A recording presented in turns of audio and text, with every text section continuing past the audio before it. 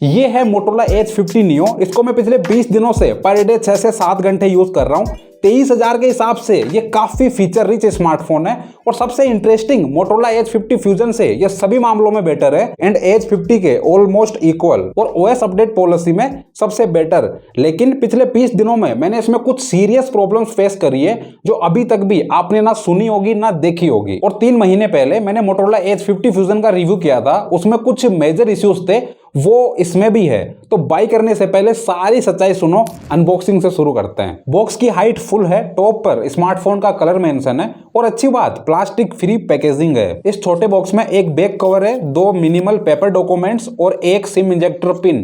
वैसे ये hard plastic rough surface back cover है, इसमें स्मॉल डर्ट पार्टिकल्स भी है लेकिन एक हाथ की दूरी से दिखाई नहीं देंगे और इस पर ये मोटोरोला का लोगो परमानेंट है। एंड फाइनली पेपर रैप में ये है स्मार्टफोन। ट्रस्ट में इसका ये ग्रे कलर मुझे फर्स्ट टाइम अनबॉक्स करने पर बहुत पसंद आया। और वैसे टेंशन लेने की जरूरत नहीं है, बॉक्स में 68 वोल्ट का चार्जर भी है with type C to C data cable और इसकी लेंथ 1 मीटर है एंड क्वालिटी में कोई कमी नहीं है। फर्स्ट ऑफ ऑल स्मार्टफोन का डिजाइन दिखने में प्रीमियम लगता है। बैक पर विगन लेदर, मोटोरोला का चमचमाता लोगो एंड इसका heavy camera setup premium vibe देते हैं। और साइड फ्रेम प्लास्टिक है लेकिन 2 ग्लोसी लाइंस एंड बीच में ये soft matte finish metallic frame वाली वाइब देती है। और ये ग्रे कलर ही सबसे बेस्ट है, इस पर डस्ट या दाग धब्बे ज्यादा दिखाई नहीं देते। और हाँ, इसकी बिल्ड क्वालिटी इतनी ज्यादा अच्छी नहीं है जितना शो ऑफ किया गया है। इसमें ऑन पेपर डिस्प्ले पर कॉर्निंग गोरिल्ला ग्लास 3 है लेकिन प्री अप्लाइड स्क्रीन प्रोटेक्टर नहीं आता। तो एक रिक्वेस्ट है, जब तक स्क्रीन प्रोटेक्टर नहीं लगवा लो फोन को यूज मत करना, बॉक्स में ही रखना, वरना डिस्प्ले पर कुछ दिन यूज करने पर ही इतने सारे स्क्रैच आ सकते हैं। मैंने तो ये लेमिनेशन शीट लगवाई थी तो डिस्प्ले पर कोई स्क्रैच नहीं आया। और लेमिनेशन शीट लगवाने का रीजन ये है कि अभी तक भी इसका मार्केट में टेम्पर्ड ग्लास अवेलेबल नहीं है, लेकिन साइड फ्रेम की ग्लोसी लाइंस पर इसके हार्ड प्लास्टिक कवर से माइनर स्क्रैच आ गए हैं। तो ये आधा अधूरा कवर यूज मत करना, ये साइड फ्रेम को प्रोटेक्ट भी नहीं करता और इस पर तो ओनली नेल से भी परमानेंट स्क्रैच आ जाते हैं। अब एक सबसे बुरी बात, इसको मैंने मैक्सिमम टाइम कवर लगाकर ही यूज किया है बट ओनली 2 दिन यूज करने पर ही इसके अल्ट्रा वाइड कैमरा लेंस पर 2 हेयर लाइंस आ गई थी। अच्छी बात तो बस ये है कि हेयर लाइंस लेंस के फोकस एरिया से थोड़ी दूर है तो फोटो क्वालिटी इफेक्ट नहीं हो रही। वैसे बैक पैनल को चेंज करने पर ये कैमरा ग्लास चेंज हो जाएंगे, ये बैक पैनल में ही इनबिल्ट है। और इसके बैक पैनल की कॉस्ट 2000 से ज्यादा नहीं है, मैंने ऑफिशियल सर्विस सेंटर से पता किया है। और मुझे ऐसा लगता है ये स्क्रैच पेंट की साइड पॉकेट की चेन से आए हैं तो मेटल से इजीली स्क्रैच आ सकते हैं। वैसे इसमें IP68 रेटिंग मिलती है तो ये वाटर से फोन को खराब होने से बचा सकती है। और हाँ, ये मिलिट्री स्टैंडर्ड A10H सर्टिफाइड है जो मे भी काम की हो सकती है। बट मुझे एक बात समझ में नहीं आई, ब्लैकव्यू नाम से एक ब्रांड है, वो फुल्ली रगेड स्मार्टफोन बनाती है जो साइड फ्रेम और बैक से फुल्ली स्ट्रॉन्ग मटेरियल से कवर है। और वो स्मार्टफोन भी मिलिट्री स्टैंडर्ड A10H सर्टिफाइड है, पर ये तो एक नॉर्मल स्मार्टफोन है और इनके डिस्प्ले ग्लास के स्टैंडर्ड में भी बहुत फर्क है। तो इन दोनों स्मार्टफोन में सेम मिलिट्री ग्रेड प्रोटेक्शन कैसे हो सकती है?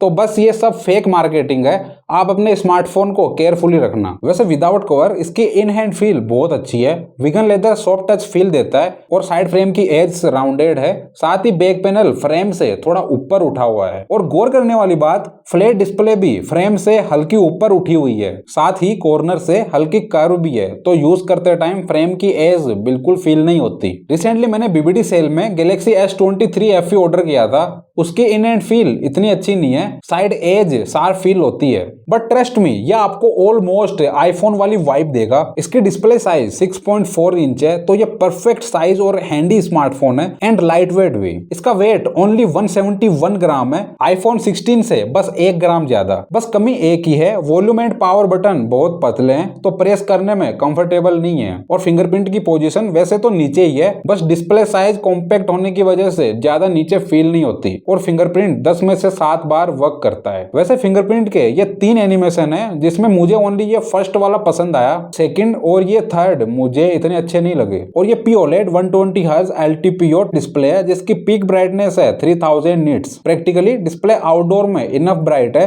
हार्श सनलाइट में भी बहुत अच्छे से विजिबल है, डेली टास्क करने में कोई दिक्कत नहीं होगी, ऐप आइकन्स विजिबल है एंड टेक्स्ट भी रीड कर सकते हैं। वैसे ये LTPO डिस्प्ले है तो रिफ्रेश रेट 120 से 1 हर्ट्ज तक स्विच होती है। App open and close animation बहुत स्मूथ फील होता है और ऑलमोस्ट सभी एप्स में 120 हर्ट्ज सपोर्ट करता है। और एक अच्छी बात, कैमरा ऐप में मोड स्विच करने पर 120 हर्ट्ज तक जाता है, लेकिन वीडियो कॉल के टाइम बैकग्राउंड में फोन यूज करते हैं तो पूरा फोन 60 हर्ट्ज से ऊपर नहीं जाता, फिर ये इतना स्मूथ फील नहीं होता। वैसे डिस्प्ले बेजल सिमेट्रिकल एंड पतली है। और जहां तक बात है डिस्प्ले क्वालिटी की, तो शार्पनेस में कोई कमी नहीं है, कलर्स नेचुरल है, रेड टोन जैसा कुछ नहीं है। YouTube पर 4K वीडियो भी अटकती नहीं है, स्मूथली चलती है। और ओनली YouTube पर HDR सपोर्ट करता है, जो पार्ट ब्लैक है उसको डार्क ब्लैक दिखाता है। लेकिन इसकी डिस्प्ले में दो सीरियस प्रॉब्लम है। फर्स्ट, इसका AOD face auto brightness mode पर इनफ ब्राइट रहता है जितना होना चाहिए, आई मीन आईज में चुभता नहीं है। बट जैसे ही ऑटो ब्राइटनेस मोड से हटाकर नॉर्मल मोड पर रखते हैं तब AOD फेस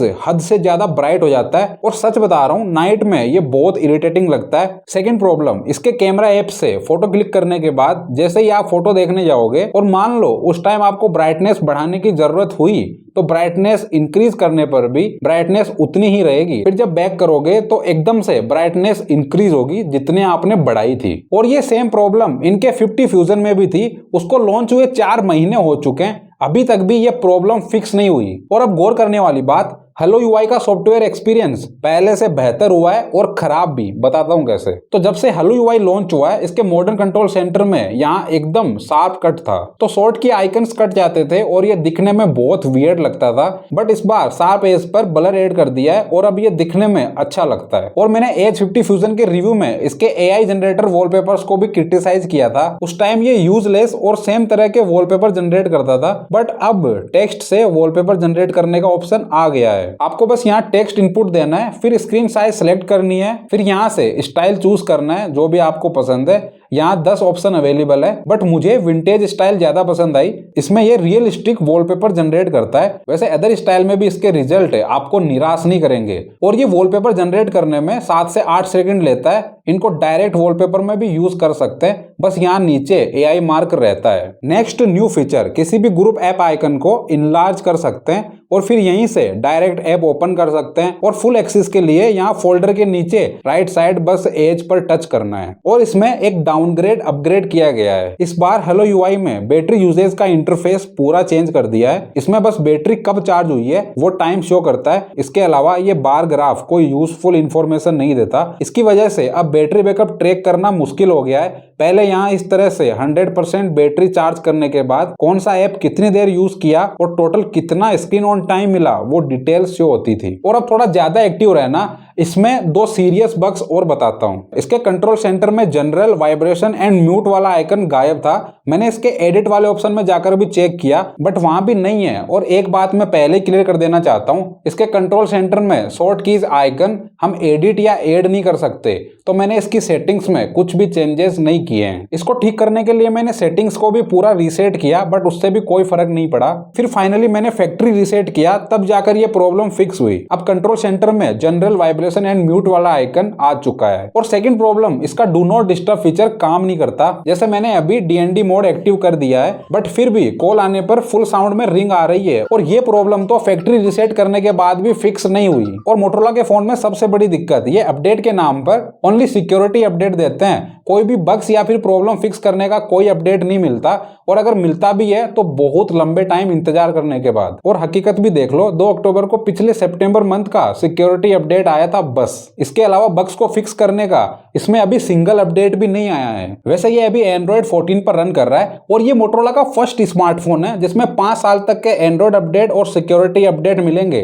बट इनका अपडेट देने का तरीका संतुष्टिजनक नहीं है। और मोटोरोला के सभी स्मार्टफोन की तरह इसमें भी ये adobe scan, Facebook and LinkedIn 3 pre installed bloatware मिलते हैं। वैसे इसमें लेटेस्ट हेलो UI और मोटोरोला के सभी प्रीमियम फीचर्स मिलते हैं। और हेलो UI को लॉन्च हुए आज 5 महीने हो चुके हैं और मैक्सिमम लोगों को हेलो UI के बारे में अब तक सब कुछ पता है। और जो इंप्रूवमेंट्स किए गए हैं वो मैंने आपको ऑलरेडी बता दिए हैं। लेकिन अगर आपको हेलो UI के features and tips and tricks के बारे में जानना है तो मेरी H50 फ्यूजन वाली वीडियो इस टाइम स्टैम्प से देख सकते हो।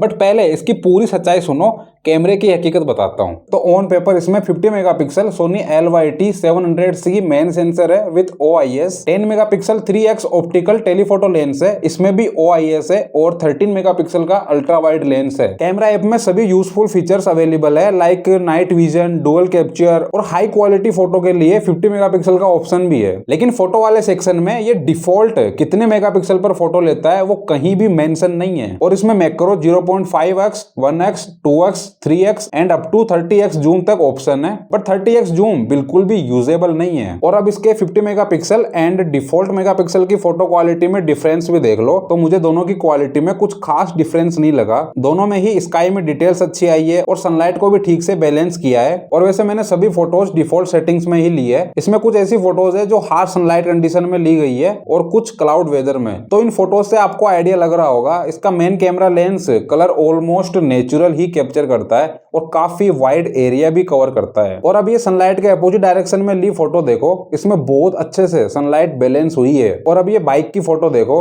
जितना ये रियल में ब्लैक थी उतना ही ब्लैक कलर कैप्चर किया है। और जहां तक बात है लाइट फ्लेयर्स की, तो सनलाइट की डायरेक्शन में कभी कभार हल्की लाइट फ्लेयर्स आ जाती है। और अब 1x, 2x एंड 3x में डिफरेंस भी देख लो। ये ट्रेन का इंजन है, 3x पर ली फोटो में शार्पनेस अच्छी है, बट 3x वाली फोटो में कलर कॉन्ट्रास्ट थोड़ा ज्यादा फील हो रहा है। और अब ये सेम कंडीशन में कार वाली फोटो देखो, 3x पर फोटो अच्छी आई है, कलर्स भी ऑलमोस्ट नेचुरल लग रहे हैं 2x के कंपैरिजन में। और ह्यूमन स्किन पर भी देख लो, थोड़ा बेटर आइडिया लग जाएगा। इस बार मैं अल्ट्रा वाइड भी ऐड कर रहा हूं, तो 1x एंड 2x पर फोटोज में थोड़ी व्हाइटनेस लग रही है, जबकि अल्ट्रा वाइड एंड 3x में कलर्स ज्यादा नेचुरल लग रहे हैं। बट 3x में स्किन पर थोड़ा रेड टोन फील हो रहा है। और अब सनलाइट के अपोजिट ली ये फोटो देखो, इसमें 2x पर कलर्स फेड हो गए हैं, बट 3x पर नेचुरल फील हो रहे हैं। और पीछे जो ग्रीन ट्री है उसका कलर एक्चुअल ग्रीन लग रहा है। और ये कुछ मैक्रो सैंपल्स देखो, फोटो की क्वालिटी शार्प है, बट कभी कभी ये मैक्रो में फोकस लूज कर देता है। और पोर्ट्रेट मोड में इसमें 24mm, 35mm, 50mm and 85mm 4 option मिलते हैं। ये सभी फोटो सेम डिस्टेंस से ली हुई है। 50mm पर फोटो बिल्कुल अच्छी नहीं आई, कलर्स एकदम फेड हो गए हैं और फेस कितना ब्राइट कर दिया है। बट 85mm पर कलर्स नेचुरल लग रहे हैं। और अब आर्टिफिशियल लाइट नाइट कंडीशन में भी देख लो, यहाँ पर 50mm पर कलर सही लग रहे हैं और एज डिटेक्शन परफेक्ट है। एंड अगेन 85mm पर अच्छी फोटो आई है। और हाँ, कैमरा ऐप में 35mm डिफॉल्ट रहता है, तो ये कुछ 35mm में ली फोटोज है। आप एज डिटेक्शन पर गौर करना, तो maximum time as detection perfect करता है। और अब ये फोटो देखो, पेपर टिकट पर कितना अच्छे से एज ब्लर हुआ है और इसमें हेयर्स एकदम अच्छे से दिख रहे हैं। बट ये डिस्पोजल वाली फोटो देखो, इस पर एज डिटेक्शन परफेक्ट नहीं है। और ये कुछ लो लाइट कंडीशन में ली फोटोज देखो, वुमेन स्किन का कलर नेचुरल कैप्चर किया है और यहाँ लाइट थोड़ी कम थी तो फोटो में थोड़ी नॉइस है। लेकिन ये हाई ब्राइट लाइट में ली फोटो देखो कितनी शार्प आई है और बैकग्राउंड में रेड कलर जितना डार्क था ऑलमोस्ट उतना ही डार्क कैप्चर किया है। और ये कुछ जयपुर जंक्शन की फोटोज है, सभी में डिटेल्स अच्छी आई है। वैसे फ्रूट्स का कलर भी नेचुरल कैप्चर करता है। और अब normal photo and night vision की फोटोज में डिफरेंस भी देख लो। क्लोज ऑब्जेक्ट फोटो में मुझे कुछ इतना खास डिफरेंस नहीं लगा। दोनों फोटो में sharpness and colours almost same ही है। बट ये फोटो देखो, नाइट विजन में डिटेल्स ज्यादा शार्प आई है और हाँ, कभी कभी लाइट फ्लेयर्स भी आ जाती है। और ये मून लाइट कंडीशन में भी देख लो, लाइट फ्लेयर्स आई है। और अर्ली मॉर्निंग में ली ये दो फोटोज देखो कितनी अच्छी आई है। एंड फाइनली अब वीडियो क्वालिटी देखो, इसमें 1080p में 30 fps एंड 60 fps का ऑप्शन मिलता है और मैक्सिमम 4K 30 fps ओनली। और ये वीडियो मॉर्निंग में शूट की गई है, इससे आपको आइडिया लग रहा होगा कि 60 fps कितना स्मूथ है 30 fps से। वैसे 4K एंड 1080p में कलर शिफ्टिंग की प्रॉब्लम नहीं है। सेकंड सिनेरियो, अभी मैं ऑटो में हूँ, इस पुलिया पर बीच बीच में थोड़े वाइड जॉइंट्स है, तो इससे आपको आइडिया लगेगा कि जॉइंट्स की वजह से ऑटो सेक होने पर वीडियो 60 fps में कितना स्टेबल रहता है। और थर्ड सिनेरियो, मैंने अलग अलग लोकेशन से ट्रेन को कैप्चर किया है, जिससे आपको आइडिया लग सके कि मूविंग ऑब्जेक्ट को ये कितना अच्छे से कैप्चर करता है। फोर्थ सिनेरियो, मॉर्निंग सनलाइट में बहुत सारे पिजन एक साथ ब्रेकफास्ट कर रहे हैं, इनका कलर्स ऑलमोस्ट नेचुरल कैप्चर किया है। फिफ्थ सिनेरियो, अगर आपको प्रोडक्ट शूट के लिए ये स्मार्टफोन बाई करना है तो मस्ट रिकमेंड है। ये मोटोरोला एज 50 फ्यूजन की तरह फोकस लूज नहीं करता और शार्पनेस में कोई कमी नहीं है। और ये सिक्स्थ सिनेरियो देखो, ये बहुत डिफिकल्ट कंडीशन है बिकॉज सनलाइट के अपोजिट शूट किया गया है और बैकग्राउंड में डिटेल्स बहुत अच्छे से आई है। और मैं सरप्राइज हूँ, मेरे को कितना अच्छे से ये हाईलाइट किया है और एज को कितना परफेक्टली ब्लर किया है। बियर्ड के हेयर्स कितना अच्छे से दिख रहे हैं। सेवंथ सिनेरियो, इससे आपको लाइट फ्लेयर्स का आइडिया लगेगा। मैं अभी ऑटो में हूँ और फ्रंट से बहुत ज्यादा डायरेक्ट हेडलाइट्स आ रही है, तो आपको आइडिया लग रहा होगा कि इस कंडीशन में लाइट फ्लेयर्स कितनी आ रही है। और अब सेल्फी कैमरे की बात करें तो इसमें 32 मेगापिक्सल का फ्रंट कैमरा है और इसका एक यूजफुल फीचर, जैसे ही आप सेल्फी लेते टाइम फोन को थोड़ा दूर लेकर जाओगे तब कैमरा अपने आप वाइड एंगल पर स्विच हो जाएगा। और अब इसके सेल्फी कैमरा से लिए दो फोटोज देखो, 1x पर शार्पनेस ज्यादा है वाइड एंगल के कंपैरिजन में, और 1x पर लिए कुछ फोटोज देखो, इस टाइम मेरे हेयर्स काफी मेसी है और इनको अच्छे से कैप्चर किया है। ओवरऑल फोटोज में कलर्स भी अच्छे लग रहे हैं। और ये एक पोर्ट्रेट मोड में भी देख लो, हेयर्स में एज रिडक्शन परफेक्ट है। और सबसे इंटरेस्टिंग इसकी कैमरा प्रोसेसिंग जबरदस्त है। जैसे मैं अभी सेल्फी ले रहा हूँ और बैकग्राउंड एकदम व्हाइट है, डिटेल्स बिल्कुल नहीं है, बट कैप्चर करने के बाद कैमरा प्रोसेसिंग से बैकग्राउंड डिटेल्स आ गई है और इसका रिजल्ट माइंड ब्लोइंग है। अभी ये वीडियो रिकॉर्ड हो रहा है 1080p 30 fps में और बैकग्राउंड में डिटेल काफ़ी अच्छी है। मैं सरप्राइज हूँ और मैं ज़्यादा लाउड नहीं बोल रहा, आपको आवाज़ कितनी ऑडिबल है माइक्रोफोन से। और इसमें मैं अभी थोड़ा दौड़ लगा के दिखाऊंगा आपको कि 30 fps और 60 fps में कितना फ़र्क पड़ता है। फिर तो ये वीडियो रिकॉर्ड हो रही है 1080p 60 fps में। कलर्स ऑलमोस्ट नेचुरल ही कैप्चर कर रहा है। और अब मैं वापस से एक बार दौड़ के दिखाता हूँ, 60 fps का आइडिया लगेगा आपको फिर। और अभी ये वीडियो सेल्फी कैमरे की मैक्सिमम क्वालिटी 4K 30 fps में रिकॉर्ड हो रही है। हार्ड सनलाइट में भी बैकग्राउंड डिटेल्स बहुत अच्छे से कैप्चर किया है, लेकिन सन के अपोजिट लाइट फ्लेयर्स आती है और एकदम सन की डायरेक्शन में कुछ इस तरह की शार्प वीडियो क्वालिटी आपको मिलेगी। और ये परफॉर्मेंस में कैसा है अब वो सुनो। ऑन पेपर इसमें मीडियाटेक डायमेंसिटी 7300 4 नैनोमीटर पर बेस्ट चिप लगी है और इसमें LPDDR4X रैम है और UFS 2.2 स्टोरेज टाइप है। और ये इसका बेस वेरिएंट 8 GB में है, तो स्टोरेज की कोई टेंशन नहीं है। बट इसका सिस्टम ही 30 GB स्टोरेज ले लेता है, जो अदर ब्रांड्स के स्मार्टफोन से अराउंड 10 GB ज्यादा है। और अब प्रैक्टिकली भी देखो, इसका AnTuTu 3D benchmark score 6.5 lakh के भी ऊपर आया है और 30 मिनट के CPU थ्रोटलिंग टेस्ट में ग्राफ स्टेबल रहा है एंड सरप्राइजिंगली ये 93% पर थ्रोटल हुआ है। लेकिन हीटिंग इश्यूज की हकीकत बस थोड़ी देर में बताऊंगा, पहले इसकी परफॉर्मेंस का रियल लाइफ एक्सपीरियंस सुनो। तो app open and close fast है, मल्टीटास्किंग भी आराम से हैंडल कर लेता है, लेकिन कैमरा ऐप ओपन करते टाइम बहुत ज्यादा जिटर करता है और स्लो फील होता है। मोड स्विच करने में भी अटकता है और कैमरा UI में भी जिटर करता है। वीडियो रिकॉर्डिंग स्टार्ट करने में 1 सेकंड तक का टाइम लेता है और जैसे ही वापस सेव करने के लिए क्लिक करोगे तब कम से कम 2 सेकंड तक का टाइम लेता है। और एक बार ये वीडियो देखो जो इसी फोन से 4K में शूट किया हुआ है, ये कितना ज्यादा अटक रहा है, स्मूथ नहीं है।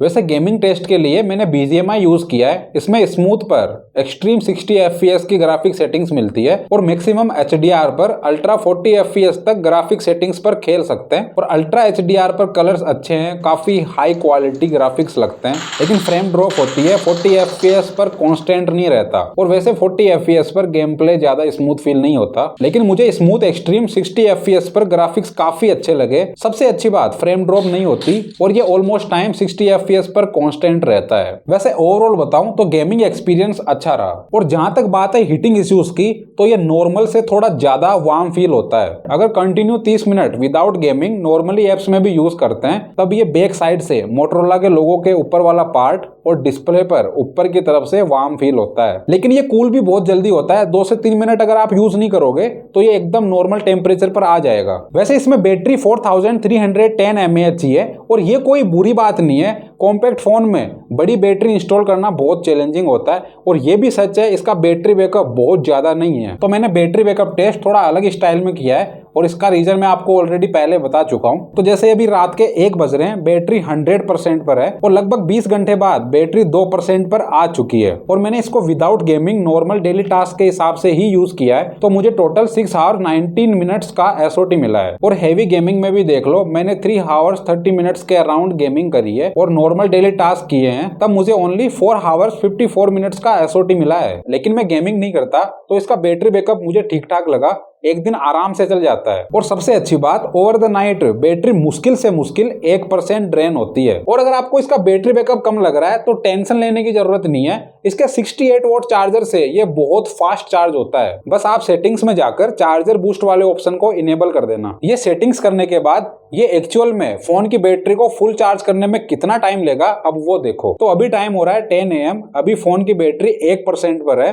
मैं इसके 68 वोल्ट फास्ट चार्जर से इसको चार्ज लगा दिया हूँ और ओनली 15 मिनट बाद ही बैटरी 45% शो कर रहा है और मैंने चार्जिंग के टाइम AOD फेस ऑन ही रखा है और 30 मिनट बाद 10:30 पर फोन की बैटरी 76% चार्ज हो गई है और जब मैंने 8 मिनट बाद चेक किया तो बैटरी 93% चार्ज हो चुकी थी एंड फाइनली अराउंड 45 मिनट्स में बैटरी 100% फुल चार्ज हो चुकी है। वैसे इसमें 15 वोल्ट की वायरलेस चार्जिंग भी मिलती है बट मेरे पास कोई भी वायरलेस चार्जर नहीं है तो मैंने उस पर टेस्ट नहीं किया। और जहां तक बात है नेटवर्क कनेक्टिविटी की तो इसमें ऑन पेपर 15 5G के बैंड्स है, डुअल 5G सिम लगा सकते हैं और मैक्सिमम 5G प्लस तक नेटवर्क स्पीड मिलती है और wifi 6E and Bluetooth version 5.2 है और ट्रस्ट मी मुझे कनेक्टिविटी में कोई इश्यू नहीं मिला। और अब प्रैक्टिकली भी देख लो, मेरी लोकेशन पर इंटरनेट स्पीड अच्छी आ रही है। मैंने इसमें ट्रेन में भी नेटवर्क टेस्ट किया है, ये ऑलमोस्ट टाइम 4G या इससे ऊपर ही नेटवर्क स्पीड शो कर रहा था। लेकिन इसमें एक कमी है, स्टेटस बार पर इंटरनेट स्पीड शो नहीं करता और ये जरूरी इंफॉर्मेशन है, शो करनी चाहिए बट मोटोरोला के किसी भी फोन में शो नहीं होती। और जहां तक बात है कॉलिंग की तो मुझे कोई भी इशू नहीं हुआ,